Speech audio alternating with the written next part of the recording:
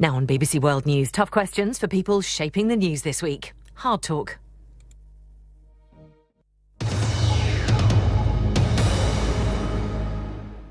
Welcome to Hard Talk from Singapore. I'm Stephen Sackur. This city-state is one of the remarkable economic success stories of the last 50 years. If you want to find a place that has ridden the wave of globalization, well, this is it. But storm clouds are gathering over Singapore. President Trump is challenging assumptions about global free trade. Security tensions are rising across East Asia. I have an exclusive interview today with the Prime Minister of Singapore, Hsien Loong. Is Singapore feeling vulnerable?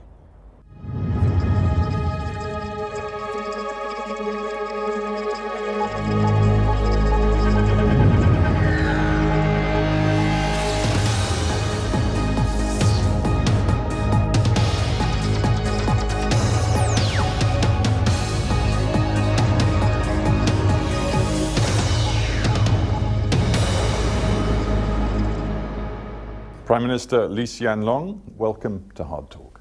Hello. Let's start with the international political climate. Donald Trump is now President of the United States. He talks about protectionism. He talks about ripping up trade deals that have been bad for America.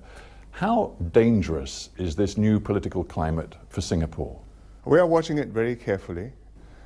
We, of all countries, depend most heavily on trade. Our foreign trade is 3.5 times our GDP, probably highest in the world. We have free trade agreements with many countries, including the United States. We participate actively in the WTO. And we have depended on the system which America has built and upheld to maintain an open global intercourse of trade, commerce, investments, finances, which have prospered most countries most of the time. There's a new mood in America. President Trump reflects that, and we'll have to watch carefully what policies he pursues. Tell me your reaction when Donald Trump says things like this, and this is a quote: "The globalized trading system has led to the greatest job theft in the history of the world." Well, there are many views on that, and in Singapore's case, it has not done that to us. I think in America's case, there are many American companies which have prospered because they are all over the world, and therefore there's a base in America. But this is a view which a segment of Americans hold, and I think the president reflects that. Worried? Alarmed? It depends what he actually does, because campaign rhetoric is always slightly overheated, and then when the administration comes in, they settle in and they confront the realities, and they have to make the choices. The Prime Minister, we already know one key act that he has already taken, which is to walk America away from the Trans-Pacific Partnership, a deal which Singapore was very much a part of, and now the Americans want no part of it. Yes, we were disappointed by that because we all spent a long time negotiating it. It was a hard-won deal, carefully balanced, and the Americans bargained hard, and so did the other countries, and we felt that, Singapore particularly felt, that it was important not just economically, because there's 40% of the world's GDP brought in the participants, but also strategically, because it deepened America's engagement in Asia and gave a rationale for America to take a close interest in Asia and try to make things work out well in Asia. So what signal does it send of America's feelings about its engagement with Asia? Well, I think it shows that on this issue, Mr. Trump was following through on his campaign rhetoric.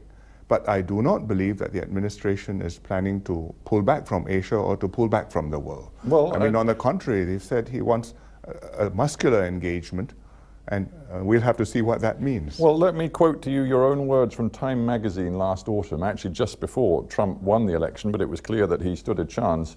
You said that if the United States went back on the TPP trade deal, how would anyone believe in the Americans anymore? You said it's not just about trade, it's about strategic issues too. Well, America is a reality. It's still a great power.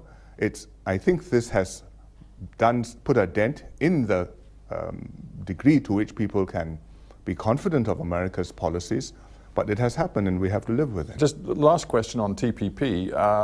Some other signatories, thinking of Australia, New Zealand, have said that they wouldn't rule out a TPP minus, moving ahead without the United States. In Japan, that's seen, I think, to be a non-starter. How is it viewed in Singapore? If there were a consensus and 12 minus 1, 11 countries say, let's go ahead and sign the thing, just minus the US, Singapore would sign. Whether that happens, I'm not sure, because the Japanese in particular made very painful concessions in exchange for American concessions. And if you have a deal in which the Japanese have these concessions and the Americans are not party, I think that the political balance and the economic balance has shifted. So I wouldn't rule it out, but I think that it is not so easy to achieve.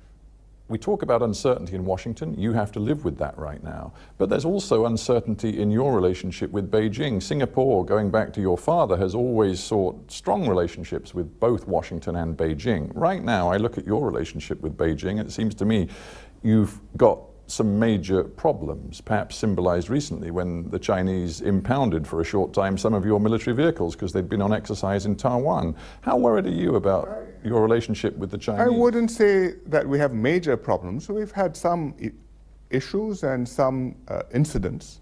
I think the military vehicles were an incident which happened to both of us and we had to handle it. Suggested a lack of trust. Well, it's a delicate matter for both sides. And I think both sides handled it carefully and there has been a satisfactory outcome. To put it bluntly, the Chinese are furious about some policy decisions you've made, not least your decision to support the Court of Arbitration's backing of the Philippines in a dispute in the South China Seas. The Chinese feel that you are betraying a friendship. No, I think you misparaphrased me, because I didn't strongly support the court's ruling. What I said was that the court had made a strong statement, and there's a difference. And well, let's be clear. The court, you know, this is a respected international court. They sided with the Philippines. The Chinese do not accept it. The Filipinos do. But it was, if you read the ruling, it was a ruling which in very strong terms. In that dispute, which side, Prime Minister, has justice on its side? The Chinese or the Philippines? I think we don't judge specific claims. No, but you respect the court, and the court's made a decision. We respect international courts. Decisions are made. They can be scrutinized, they can be examined, they can be criticized.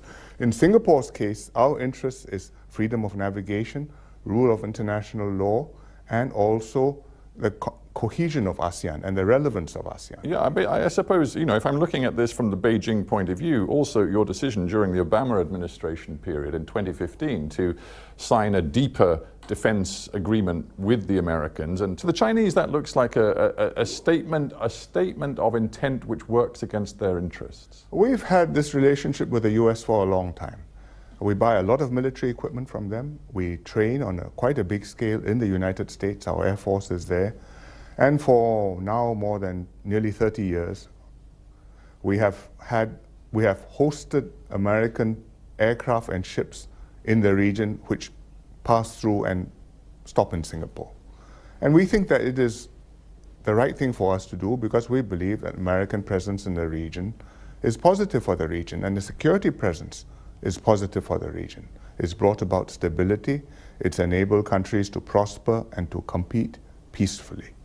And therefore, we believe it's in our interest to be helpful to the Americans. I guess it just indicates that at a time of, let's be honest, rising tension in the region, and with Donald Trump talking about a new America First policy, and we've discussed the protectionism aspect of that, things are getting very difficult for Singapore. If America-China relations become very difficult, our position becomes tougher, because then we will be coerced to choose between being friends with America and friends with China. That's a real worry for you. And that's a real worry. Right now we are friends with both.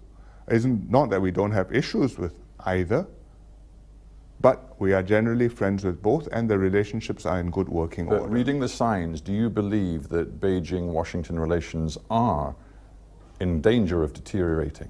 I think the relations always require close and sustained attention on both sides. And I'm sure that the Chinese side do that. On the American side, I hope that they will have that attention, because on the American side, you've got many other issues to worry about. Europe, the Middle East, Ukraine, Latin America. And unless you focus on this relationship, both the win-win aspects as well as the areas where you're in contention, it can go wrong. You just mentioned Europe. Let me switch attention to Europe for a second, and in particular the looming prospect of Brexit. When you look at the United Kingdom as a place to do business, as a trading and investment partner, from your point of view, has Brexit strengthened or weakened the United Kingdom?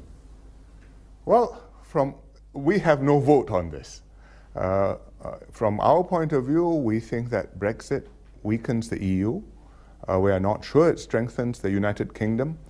You can make a living, you will not starve outside the EU, but it's an enormous market, it's on your doorstep, you can't avoid doing business with it, and if you can't influence it, you may not have strengthened your influence in the world. This is what Foreign Secretary Boris Johnson said very recently. He said, you know, let's understand what we're dealing with here. He said the world doesn't see Britain through the prism of being a member of the European Union. The nations of the world see and respect Britain as a major power in its own right. Do you think that, looking from Singapore, do you think that's true? Singapore is a small country.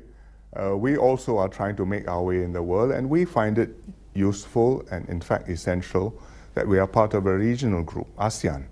It is not as ambitious as the EU. It doesn't aim for political union or total economic integration, but it's a life raft which gives your voice a bit more influence in the world. Britain's International Trade Minister, Liam Fox, has been in Singapore just over the last few days.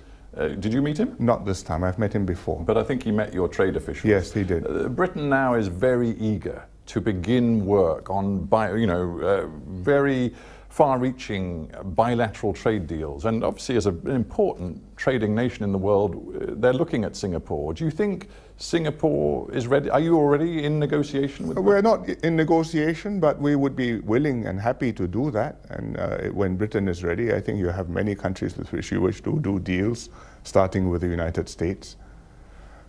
You have to do that.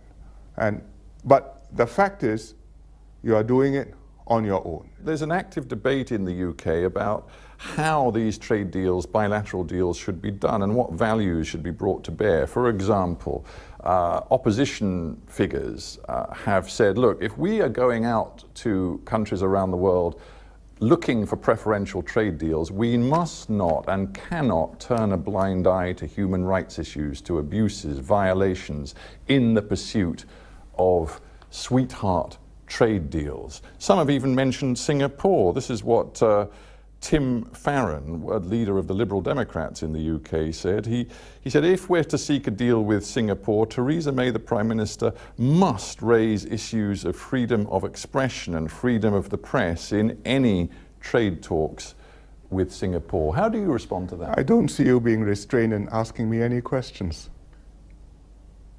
No, I'm not, but that's not really the point, is it? The point is whether you would be prepared to offer guarantees on your treatment of the press at home, here in Singapore, whether you'd be prepared to talk about wider freedoms for the press in this country. I would not presume to tell you how your press council should operate. Why should you presume to tell me how my country should run? We are completely open. We have one of the fastest internet accesses in the world. We have no Great Wall of the internet. You can get any site in the world you wish. So if the government So of where Britain, is the restriction? So if the government of Britain were to make linkages between a trade deal and seeking guarantees about human rights, press freedoms, workers' rights, demonstrators' rights in this country, your reaction would be? I would wait to react until I see it. You look at the Americans. They don't lack fervor and moral causes. They promote democracy, freedom of speech, women's rights, gay rights, at some time even transgender rights. But you don't see them applying that universally across the world with all their allies. Yes, they do it where the cost is low. But you don't and then you can take a high position. But you look at some of the most important oil producers in the world. Do they conform? Have they been pressured? You have to do business. And the world is a diverse place. Nobody has a monopoly of virtue or wisdom. And unless we can accept that and we prosper together and cooperate together, accepting our differences in values, differences in outlooks, differences even in what we see the goals of life to be, I think it becomes difficult. Let's, if we may, just spend a little bit of time thinking about the values that are represented here in Singapore. It's a democracy. I think you're proud of your democracy, and yet the reality is that there has been one party in power, the party that your father founded and was the central figure within, one party rule ever since the independence of Singapore. Most people in the West would say that for a really active, successful democracy, you need a powerful opposition that has the very real prospect of winning power, but you don't have that in this country. I wouldn't say it's one party rule. The government has only belonged to one party, but there are many parties in Singapore, and the elections. But Prime Minister, you know as well as I do, I mean, the number of MPs from the opposition in your parliament is just a handful. In fact, you had to pass a law guaranteeing them certain positions, because otherwise there'd be virtually none. Well, there are now 6 elected, 3 unelected. Out of 100 so we're some. making, about 80 plus. And then we're going to increase the number to 12. But really, it's the workings of our democratic system. The population voted. They prefer PAP candidates to become members of parliament. They have confidence in the PAP to form their government and to govern them well. As long as that happens, I can have such an outcome in parliament.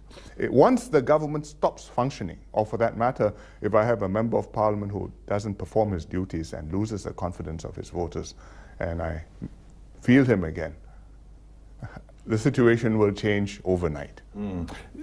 It's open.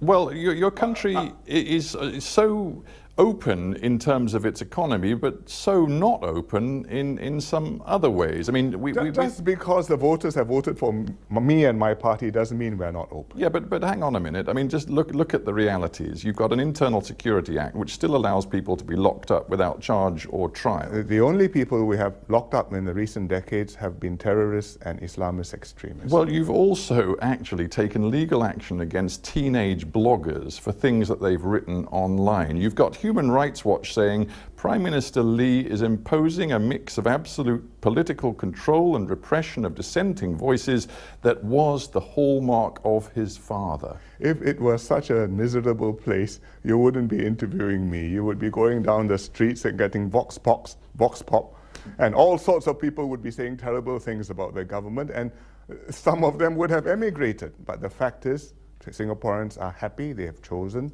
this government. We are governing the country and the people to the best of our ability. And millions more would like to come in if we allowed them. Well, let's talk symbols then, about the identity of Singapore today and what you want it to look like in the years to come. There's been a lot of discussion, shall I say, inside this city-state about your repressive law on homosexuality. It is still technically illegal, thanks to statute, I think, number 377A, for 2 consenting male adults to have sex. It is a criminal offence. Now, I know that the Singapore judicial authorities choose not to prosecute men for doing it, but why not, as a symbol of change in this country, get that off the statute book? It's a matter of society values. We inherited this from British Victorian attitudes. And I'm sure you do not want Singapore today to reflect British Victorian attitudes. We are not British, we are not Victorian, but this is a society which is not that liberal on these matters. Attitudes have changed, but I believe if you had a referendum on the issue today, 377A would stand. A majority of Singaporeans. Not have to leave? You've been in power for what, more than 12 years yourself. Is it not your role as a leader to signal to your people that Singapore can and must adapt to changing social mores? On social moral issues, I think the government's role is not to lead. It is, people believe this, they believe this, some of them believe this fervently. It's a vexed issue in every society. Let me ask you personally, Prime Minister. I mean, I don't wish to sound rude in any way, but if, you never are. if any of your children or grandchildren were gay, would that change your perspective? Would you then think it were unacceptable for consenting adults to be criminalized in this way? I think that it's a law which is there. If I remove it, I will not remove the problem. Because if you look at what has happened in the West, I mean, in Britain you decriminalized it in the 1960s. Your attitudes have changed a long way, but even now gay marriage is contentious. In America, it's very contentious. Even in France, in Paris, they've had demonstrations in the streets against gay marriage. But what's your personal view? Would you like, all things being equal, to get rid of 377A? My personal view is that if I don't have a problem, this is an uneasy compromise. I'm prepared to live with it until social attitudes change. We're almost out of time. Just a couple of quick questions on Singapore's future and its future leadership. In 2008, you gave an interview where you indicated that you didn't think Singapore was ready for a Muslim, non-Chinese prime minister. Do you still feel that today? I think that ethnic considerations are never absent when voters vote. It's like that in America, certainly in this last election. And in Singapore, it's much better than before, but race and religion count. And I think that makes it difficult. It's not impossible, and I hope one day it will happen. Is it ready today? Is Singapore ready today? If you ask whether it will happen tomorrow, I don't think so. I mean, put it this way, one of your deputies, so one can assume a man that you believe to be qualified to be PM if it should arise, is Tharman Shanmugaratnam. Yes. Now, he and I have discussed this, yes, as it happens. Yes. He told me that he didn't believe he would ever be PM of Singapore, and polls suggest that most Singaporeans see him as the man best qualified to be the next PM. Perhaps it's time to reassess. It may be I'm wrong, but my sense is that Singaporean voters will look for a good man, a man who can resonate with them, a man they can identify with. Could it be, could it be Mr. Tharman? I mean, it could be somebody like Tharman, but... Well, he's your deputy. Yes, indeed, it could be somebody like him. But these are factors which voters take into consideration when they go into the ballot box and when they identify with you. And I think there are very few countries where you can say the race doesn't count at all. Well, that's race. Let's talk about name as well. I mean, the truth of the matter is that in Singapore, your father led this country for more than 30 years. You've led it yourself for more than 12 years. Do you not think that it is going to be difficult for Singapore to move beyond the Lee family? Nobody is immortal.